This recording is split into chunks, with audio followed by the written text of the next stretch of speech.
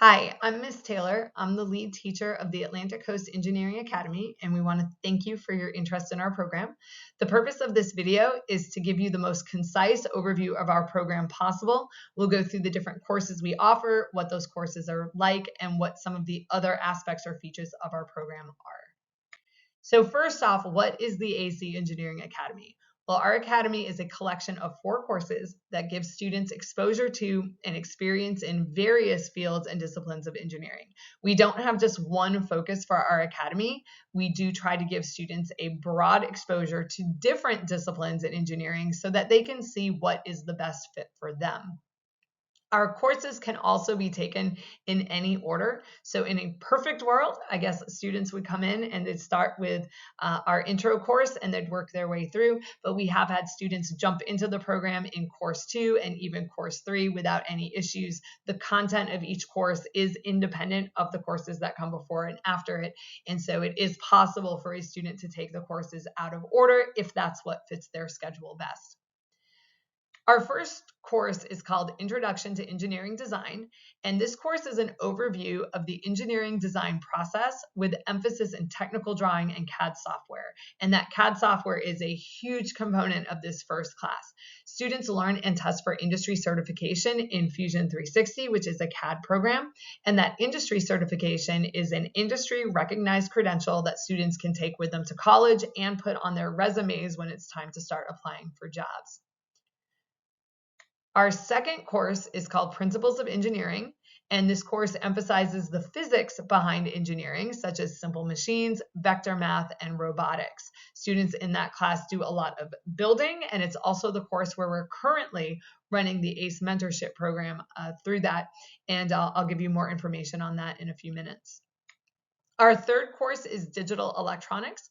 This course emphasizes logic and its applications to circuit design in the field of electrical engineering. It does involve a lot of logic and Boolean algebra, which is a significant overlap with upper level math.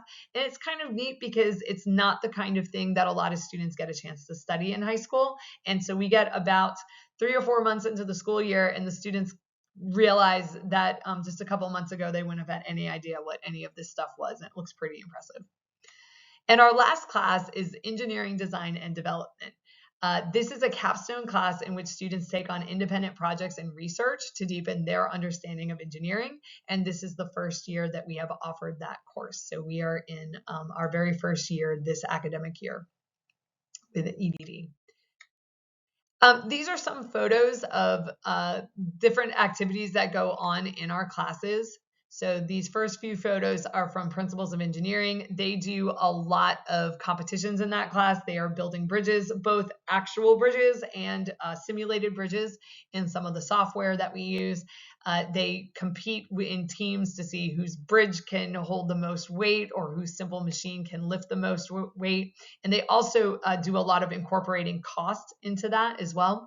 This last photo is from our Intro to Engineering class. This was a project that students had to design and do the write-up for it, and then we took them out. They were games, and then we took them out into the courtyard one day so that students could showcase their work for the rest of the school. So we had faculty members and other students playing their games. It was a really great experience for our students to own their work and to stand beside it and to show it off for a wider audience than just our classroom. So what are these courses like? Well, first of all, they are rigorous. We cover a lot of ground in these courses, and they do demand that students pay attention and engage. So I tell students at the beginning of the school year, if you're looking for kind of a throwaway elective, this is not that course. So you have to come with your game on to be able to do these courses, but they're rigorous in ways that maybe are not expected to our students. So they think of rigor as being lots and lots of high volume of reading or solving lots of problems. And they're not like that. We do cover a lot of content ground, but it's more in the material that they're learning and getting their hands into that material. So they're actually doing the designs in Fusion 360, and then we're printing them on our 3D printer in our classroom. But they are rigorous classes that demand that students engage and pay attention and complete the assignments that are given. They are project and activity based. So students are graded primarily on group and individual projects that cover the material. In my courses, we'll start out with here's what we're going to cover, here's what to do at the end of this lesson sequence, and that can vary. So the classes do tend to be a little bit unpredictable like that. And exams are not given until later in the year. So we will do industry exams, we do a national exam through Project Lead the Way, and students will take their district EOC.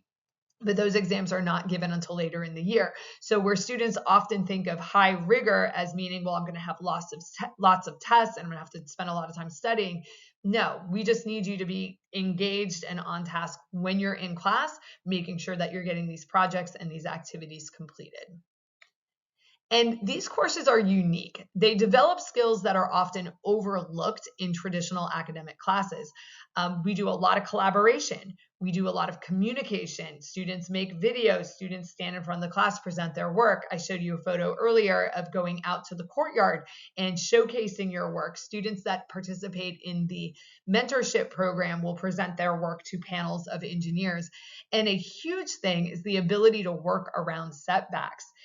They learn very quickly in these classes that you can have the most brilliant idea ever, and when you try to execute it, it actually doesn't work. And so that forces them to go back, revisit that idea, make changes, make it better, and to persevere through that problem solving and through those setbacks. And these are skills that are transferable to any number of fields, even when students opt not to pursue engineering. So I really believe that even if a student decides to major in Spanish or history or something else when they go to college, or they decide to go into the military or take some other route, that these are valuable life skills that are taught in the engineering setting. So what else does the program have to offer other than these 4 courses? Well, we do try to incorporate a lot of guest speakers. So students will periodically come in, and it will not be me or Mr. Rollins at the front of the room. It'll be someone they've never met before. And we have a couple photos here of guest speakers that we've had recently. One of those was even the same week that I'm recording this video. And we'll have people come in from the collegiate end of the spectrum as well as the trades end of the spectrum. So if students are interested in pursuing engineering in college, or maybe they're more hands-on and they're interested in pursuing a more trades variation on the engineering, we try to meet both of those needs. We do take field trips, especially with our mentorship program, but this field trip that is showcased here was to JEA last year. We got to go into one of their power generating stations and into some super top secret rooms. And it was a neat experience, really informative for both the teachers and the kids that went on that trip. And the ACE mentorship program, which is a phenomenal program. It's one of the best programs that I've ever encountered in my time in high school. And the ACE stands for Architecture and Constructional Engineering. This runs through our Principles of Engineering class, but also exists as an after-school club so that it's open to all students in the engineering program. And students work on a real-life problem that's relevant to North Jacksonville or North Florida in Jacksonville. And they work under the mentorship of various kinds of architecture, constructional engineering people that do this. And then they present their projects at the end of the sequence or under the competition to a panel of engineers. And that's what you see in that photo there. We also have an articulation agreement with FSCJ. So students that get particular scores on those Project Lead the Way exams at the end of the year can transfer credits over to FSCJ for one of their programs, possibly to transfer into a 4-year program or to complete like a 2-year program with some of the engineering courses that we offer. And these are just a few more photos. This is a field trip that we took to University of North Florida, to FSCJ.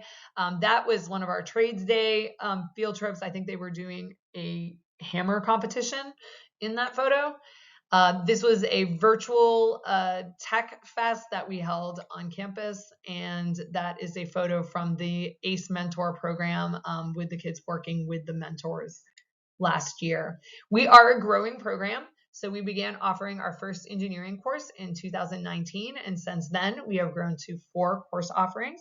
We've had 20 students pass industry certification exams. We've developed partnerships with JEA and the ACE mentorship program, and we've had 3 students win scholarship money through ACE and 1 team win for best presentation in just our second year competing. And in the coming years, we hope to enhance our program more. We want to deepen these partnerships, and we want to add more opportunities for students as our program deepens and becomes more valuable to us and to our school and to our students. If you have questions, we would love for you to reach out to us. I am Miss Taylor. You can reach me at taylorr@duvalschools.org. And my partner in crime is Mr. Rollins, and he can be reached at rollinsj1@duvalschools.org. And we will do our best to answer any questions you have about our program, scheduling, course offerings, opportunities. And if we do not know the answer to that, we will do our best to connect you with someone who can. Thank you for taking the time to watch this video. I hope it answered a lot of your questions, and we hope to see your child and your student in our classes soon.